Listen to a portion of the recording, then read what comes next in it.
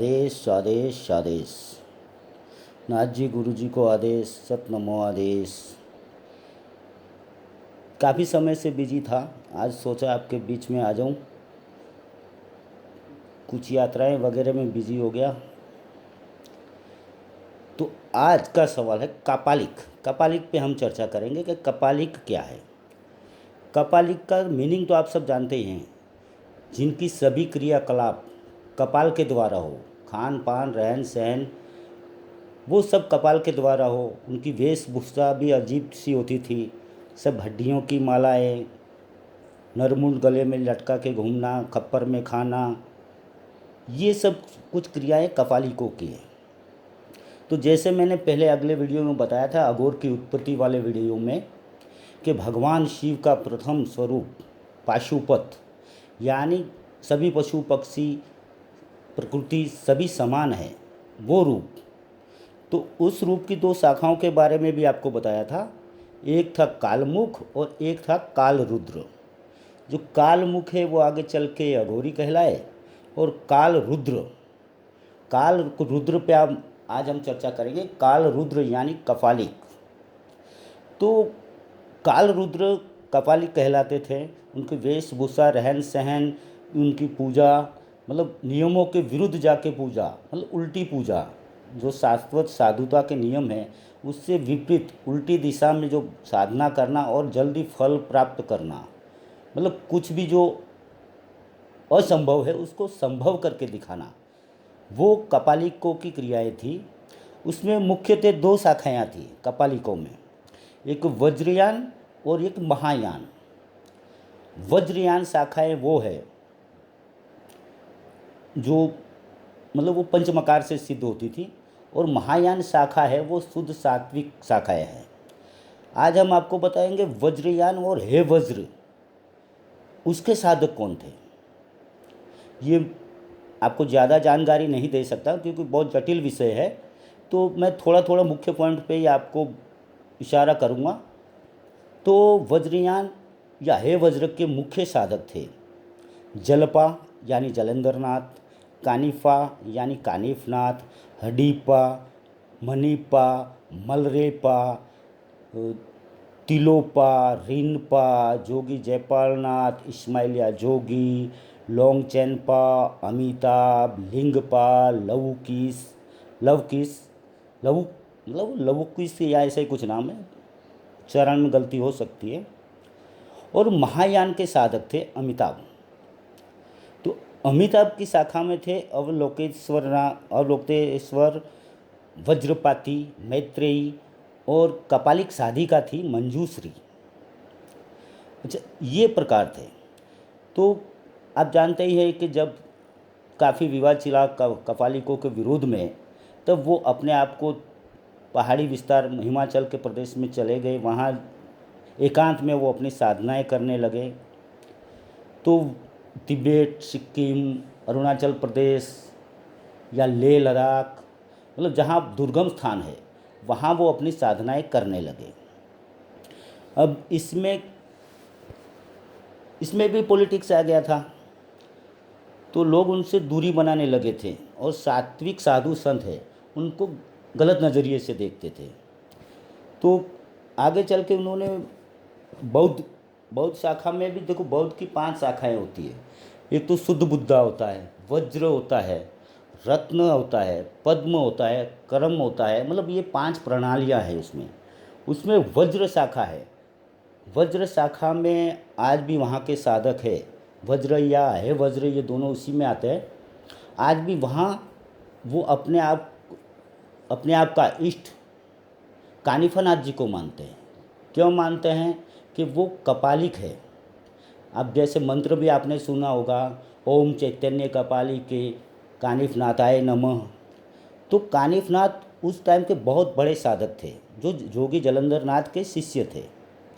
दूसरे जोगी जयपालनाथ के बारे में भी आप जानते होंगे, जिसने ख्वाजा मोइनुद्दीन चिश्ती, जहाँ अजमेर में दरगाह है, उनके साथ में उनका तांत्रिक युद्ध हुआ था, मतलब एक साधना की युद्ध हुआ था।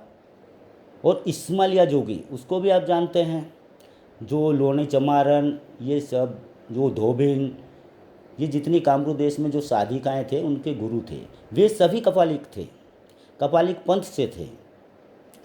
तो इसमें ऐसा है कि वो वज्र वज्र शाखा के मानते थे, वज्र और है वज्र। तो वज्र का सबसे मतलब तो आप जानते ही होंगे, वज्रा वो दधीची मुनि के या दुर्वाचा मुनि से, दुर्वाचा मुनि के जो हड्डियों से जो बना था वज्र हथियार, मतलब सबसे कठोर। तो इसका मतलब होता है वज्र यानी सबसे कठोर। और है वज्र यानी कि नियमों के जो पारंपरिक नियम हैं उससे उल्टा चलकर आसाधना करना। तो ये उसके मुख्य प्रकार है। अब मैं आता हूँ कि वो मुख्य किसकी साधनाएं करते थे, जो कापालिक है। मैं मोटे तौर पे बता रहा हूँ आपको, डिटेल में मैं जाऊँगा तो फिर ये कई घंटों का लेक्चर हो जाएगा। तो उनकी मुख्य देवी थी डाकिनी। अब आप ये ध्यान रखना, डाकिनी देवी है और डायन वो नेगेटिव शक्ति है। तो डाकिनी उसको बोल सकते हैं, या वज्र योगिनी बोल सकते हैं, या माँ छिन्नमस्ता बोल सकते हैं, वो उसी के सेम नाम है। ठीक है, तो वो उन्हीं माँ के साधक थे जिसको हम डाकिनी बोलते थे। तो कालमुख की मुख्य देवी है डाकिनी यानी वज्र योगिनी, या रजरप्पा के पास में जिनका स्थान है, कानिफनाथ ने जिसकी साधना की और कुछ गलतियों की वजह से माँ डाकिनी के द्वारा ही कानिफनाथ को शरीर छोड़ना पड़ा। तो वो छिन्नमस्ता माँ उनकी कोल देवी है। अब दूसरी बता दूँ कि आपको, इसमें जोगी जलेंद्र नाथ पंथ के थे, कानिफनाथ जी नाथ पंथ से थे। तो ये जितने नाथ पंथियों को कुछ पॉलिटिक्स के चलते जो गलत नज़र से या निम्न दृष्टि से देखा गया और उनको आज इतिहास में कहीं स्थान नहीं है, मतलब कहीं ना कहीं जाके कुछ गलतियां हुई है। तो जलेंद्र नाथ जी ने प्रथम सबसे पहले साबर मंत्र, नाथ पंथ के जितने साबर मंत्र हैं सबसे पहले जलेंद्र नाथ जी ने 24 करोड़ साबर मंत्र की रचना की थी। उनके बाद में उनके शिष्य कानिफनाथ ने की थी, और बाकी मैंने जितने साधक बताए आपको वे सभी उसी परंपरा से हैं, जालंधर नाथ ही परंपरा से है। तो उनकी खास देवी जैसे आपको बताया है वज्र योगिनी यानी माँ छिन्नमस्ता है। तो उनकी वो साधना करते थे, ये कापालिक क्रियाक्रम करके जो कार्य कठोर से कठोर हो उसको भी वो सरल बना देते थे। तो ये कपालिकों की मुख्य भूमिका थी। और कानिफनाथ वो कपालिकों में सबसे सर्वश्रेष्ठ कहलाए। जैसे किताबों में तो आपने पढ़ा ही होगा, उनको बिहार के पहाड़गंज से उनका जन्म हुआ, उच्च ब्राह्मण कुल में जन्म हुआ, और वो हमेशा घूमते थे तो अपने लाव लश्कर रानियों के साथ घूमते थे। जैसे आज के साधु संत रहते थे उससे विपरीत रहते थे। वो एक राजाशाही ठाठ से रहते थे। उनका मकसद ये था कि आप बाहर से कैसे भी रहो मगर आपका आत्मा शुद्ध होना चाहिए, बाहरी दिखावा नहीं होना चाहिए। भले लोग आपको गलत समझे पर आप अंदर से कैसे हो ये शुद्ध होना चाहिए। तो उन्होंने विषपान भी किया था और तंत्र में महारत थे। इसी चलते कहीं ना कहीं नाथ पंथ में उनको थोड़ा निम्न दृष्टि से देखा गया, या ये कहे तो जूथबंदी के चलते उनको दूर ही किया गया। तो ये है ना कानिफनाथ और कपालिक पंथ। अब कपालिक पंथ में आपको एक देवी आती है जिसका आप बोलते हैं, आपको बताया था ना माँ तारा का उद्गम स्थान कहाँ है, वो चीन में है, चीन तिब्बत में है। तो वहाँ माँ तारा है, वो प्राचीन मंदिर वहाँ है उनका। मगर आपको माँ तारा का नाम याद होगा पर तारा देव का नाम याद नहीं होगा। जैसे काली के साथ महाकाल होते हैं वैसे हर देवी के साथ उनके पुरुष स्वरूप भी होते हैं। इसी तरह माँ तारा के साथ में तारा देव भी थे जो करुणा के और गुप्त साधनाओं के देवता हैं, और जो माँ तारा है वो वात्सल्य और गुप्त साधना की देवी है। तो ये सब कपालिकों में था जो बहुत कठिन था, और उसके सबसे प्रखर साधक जालंधर नाथ जी और कानिफा नाथ जी थे। बाद में उनके कई शिष्य बने, जो यहाँ भारत में उनका विस्तार कम हुआ, मगर जो पहाड़ी एरिया है वहाँ आज भी उनका विस्तार है। आज भी जो बौद्ध धर्म है वो उनको कानिफनाथ को अपना इष्ट गुरु मानती है और ये कपालिक क्रियाएं करती है। अब कपालिक का एक मतलब सीधा था, वज्रयान कपालिक, ये इनका मतलब ये था कि सबको समान दृष्टि से देखना। तो उसी लक्षण को आगे चल के अघोर जो नाथपंथी अघोर है उसमें अपनाया गया है। अब नाथपंथ की ये अघोर के कौन उसको मतलब पैदा करने वाले, उसका नाथपंथ में आगमन अघोर का करने वाले कौन थे, शायद कई लोगों को पता नहीं है। और मैं भी ऐसे साधकों को ढूंढ रहा हूँ कि जो मुझे बता पाए कि अघोर में अघोर में नाथपंथ में अघोर के सबसे प्रथम गुरु कौन थे, किस नाथ ने अघोर में सबसे पहले अपना आविष्कार दिया, अपना ज्ञान दिया और नाथपंथ में अघोर का प्रादुर्भाव हुआ। एक कपालिकों का और जो नया अघोर है उसका एक मकसद था कि सबको पीड़ा से मुक्त करना। जैसे दूसरे पंथों में होता है खुद के लिए साधना करना या मोक्ष पाना, जबकि कपालिकों में और अघोर में ये मत ये है कि दूसरों को कष्ट मुक्त करना। तो ये अपने लिए नहीं मगर परोपकार के लिए जो कार्य करते थे परोपकार के लिए करते थे, खुद कष्ट सहन करते थे, साधनाएं करते थे, सिद्धियां पाते थे, मगर कभी उसके अपने खुद के लिए यूज नहीं करते थे, वो परोपकार के लिए यूज करते थे। तो नए अघोर में वही कपालिकों का नियम ही इस्तेमाल किया गया। बाकी देखो किताबी बातें तो आपको बहुत देखी जाएगी कि 11वीं सदी में नाथपंथ हुआ, बौद्ध पंथ पुराना है, ये किताबों को मैं मानता नहीं। क्योंकि जहाँ तक मेरा भ्रमण हुआ है, मैं अच्छे से अच्छे साधकों से भेंट किया है, मिला हूँ, उनसे कुछ ज्ञान अर्जित किया है। ये कोई मेरा ज्ञान किताबी ज्ञान नहीं है। तो जहाँ तक मेरा मानना है शिव का प्रथम स्वरूप है, वहीं से नाथपंथ की और सभी पंथों की उत्पत्ति हुई है। अब आप किस रूप में मानते हो वो आपकी इच्छा। मैं भेड़ चाल चलना नहीं चाहता, पर जहाँ तक मैं आपको अपने ज्ञान की बात कर रहा हूँ कि कपालिक और कौलपंथ उसके बाद में यहाँ अघोर उत्पन्न हुआ है।